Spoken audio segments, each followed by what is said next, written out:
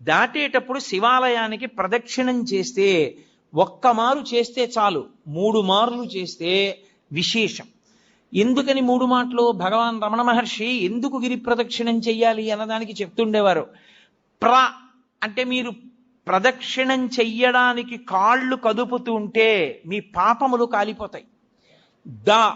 మీరు ఏ కోరికతో అలమటిస్తున్నారో ఆ కోరికలు ఇవ్వబడతాయి. మీరు ఏ కోరిక లేకుండా ప్రదక్షిణం చేస్తుంటే అంటే జన్మ జన్మాంతరములందు చేసిన పాపములు కూడా కాలిపోతాయి. ఆఖరి ఊపిరి దగ్గర పాపపుణ్యములు లేని స్థితి కల్పించి మోక్షం ఇవ్వబడుతుంది. ప్రదక్షిణం, అందుకు శివాలయ ప్రదక్షిణం వచ్చింది.